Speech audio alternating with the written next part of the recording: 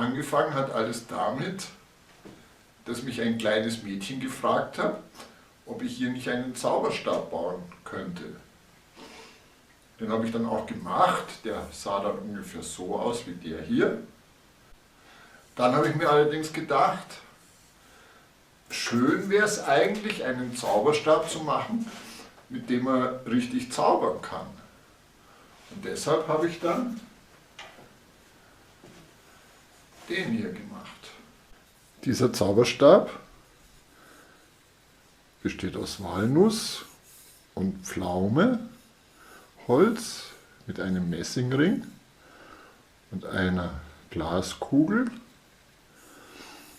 In der Mitte befindet sich selbstverständlich ein magischer Kern und vorne hat er einen Magneten, sodass man wirklich hier ein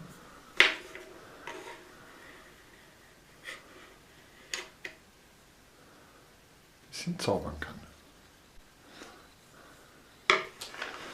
Jetzt ist es natürlich so, dass so ein Zauberstab auch eine Schachtel braucht. Und deswegen habe ich eine Schachtel gebaut. Und die sieht so aus. Da kann man den Zauberstab reingeben. Und dann kann man die zumachen.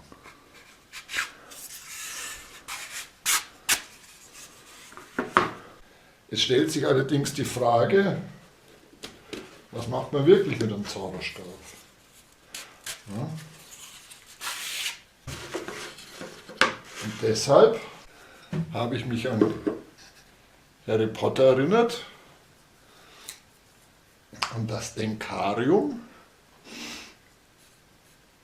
und habe hier Erinnerungen aufgeschrieben. Die werden zusammengerollt und dann kommt ein Ringel drumherum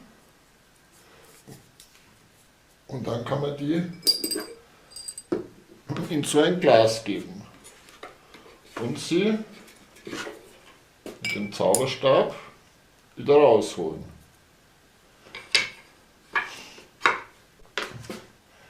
Es macht natürlich überhaupt keinen Sinn, weil man kann das Glas einfach umdrehen. Man braucht eigentlich gar keinen Zauberstab. Deshalb habe ich statt diesem Glas das hier gebaut. Hier ragt ein Messingrohr hinein und wenn man es umdreht, fallen die ganzen Röllchen daneben und man kann sie nicht rausschütteln. Jetzt braucht man tatsächlich diesen Zauberstab, um so ein Röllchen zu fangen und hier herauszuziehen.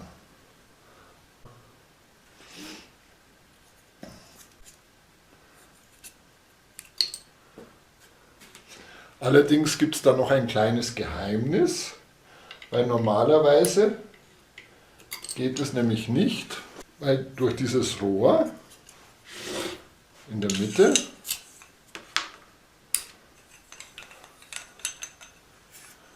fällt es immer wieder unten ab. Deswegen gibt es einen kleinen Trick, dass man das trotzdem hier rausgeben kann.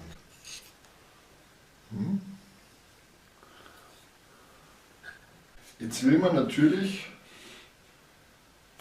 seine Erinnerungen nicht einfach so auf den Tisch stellen, sondern denen ein würdiges Gehäuse geben.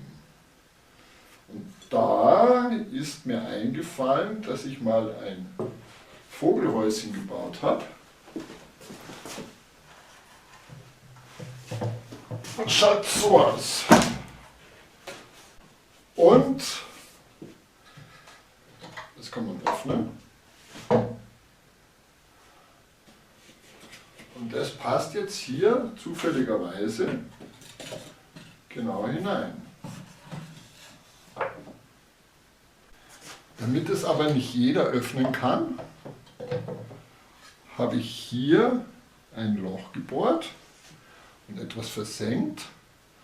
Und da passt genau dieser Nagel rein. Und wenn man den ganz reinschiebt, kann man den auch nicht wieder greifen. Ja, da kommt man nicht dazu. Und da braucht man jetzt diesen Zauber. Jetzt ist es hier verschlossen. Aber mit diesem Zauberstab, tata, kann man das lösen und hier parken. Dieser Platz hier hatte ich ursprünglich gedacht, dass die Vögel da sitzen können und Ausschau halten, aber nein. Und jetzt habe ich mir gedacht, hier wäre eigentlich so eine Säule schön. Und dann habe ich eine Säule gemacht. Aber auf dieser Säule soll auch was draufstehen. Ja, deswegen steht hier auch was drauf, was sieht man gleich. Und außerdem sollte sie eine Funktion haben. Und deshalb habe ich hier ein kleines Rätsel eingebaut. Hier steht drauf, allein bin ich nichts. Dazu gibt es so ein Band, auf dem steht F-Cianun B-E-R-D-S. Aber es gibt hier so einen Stoppel, der passt hier drauf. Und jetzt kann man das hier aufrollen.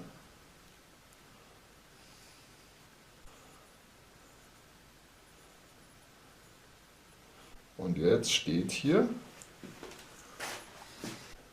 finde den